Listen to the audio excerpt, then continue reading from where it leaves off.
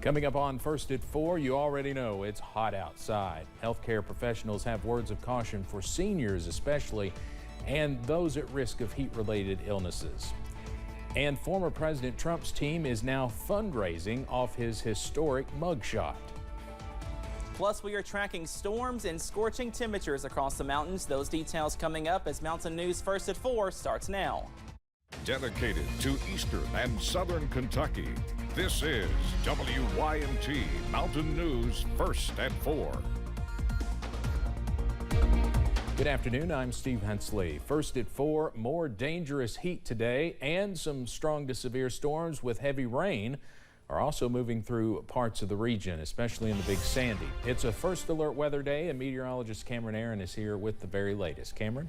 Yes, Steve, it is a busy Friday here in the Weather Center. We have some dangerous heat. We have some strong storms. It is a busy day out there for sure. Here's a live look at First Alert Pinpoint Doppler. Most of the rain right now is along and north of the Mountain Parkway, zooming into some heavier showers now in Morgan County, not too far away from West Liberty, also into Rowan County from Moorhead, also stretching into Martin County near Inez, also near Louisa in Lawrence County. We do have a severe thunderstorm warning for portions of Morgan County. Let's click on that here real quick and see when this expires. This is for portions of Elliott, Menifee, Morgan, and Rowan County until 4:15 for the possibility of some strong straight line winds. Also watching out for a flash flood warning as well in Rowan County, and that will last through the rest of this evening for portions of Moorhead as heavy rain does continue to fall near I-64 at this hour. Now, if you're in the Cumberland Valley, we are baking in the heat right now. 93 for London, Somerset 95 in Monticello. But check this out. Once you factor in the dew point, feels like 110 right now in Somerset, 117 in Monticello. So a busy day with dangerous heat and also some strong to severe storms as well. And that is why a first alert weather day does continue into this evening. Much more details coming up in just a few minutes. Steve? All right, Cameron, thanks. People 65 years or older are more prone to heat-related health problems. That's a report from the CDC recently, warning older adults and caretakers to be on high alert as temperatures reach dangerous levels here in the mountains today. Primary Care Centers of Eastern Kentucky nurse practitioner Carol Sloan says there are things senior adults should do when preparing for the heat. The biggest thing is, like I said, try to avoid midday heat. So if you're going to do something, do it either early in the morning or late in the evening. And then if you're going to be out, just make sure that you're wearing the loose clothes, light colors.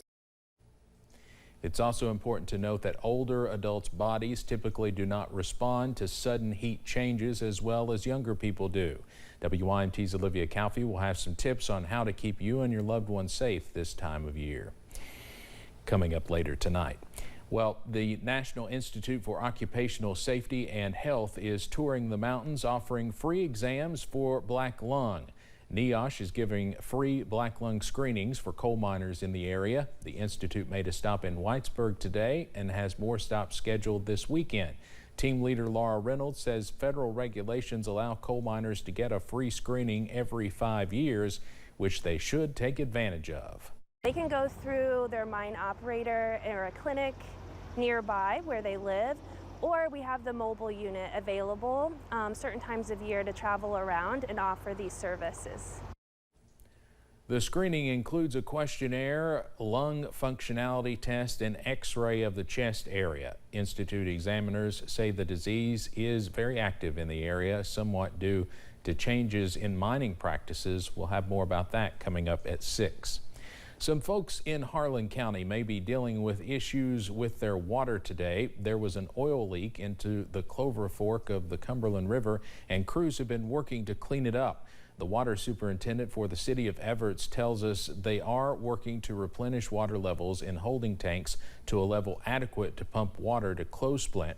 Officials say water customers should have water service restored by Sunday at the latest. Former President Donald Trump is fundraising off his historic booking photo after surrendering last night to authorities in Atlanta. The former president and 18 others are charged with criminally conspiring to overturn Georgia's 2020 presidential election results. CBS's Natalie Brand has the latest from Washington. It's former President Donald Trump's fourth criminal indictment, but his first time having a mugshot taken. What has taken place here is a travesty of justice. We did nothing wrong. I did nothing wrong. He arrived at the Fulton County Jail in Atlanta Thursday to be booked on charges that he and 18 co-defendants schemed to reverse his 2020 election loss in Georgia.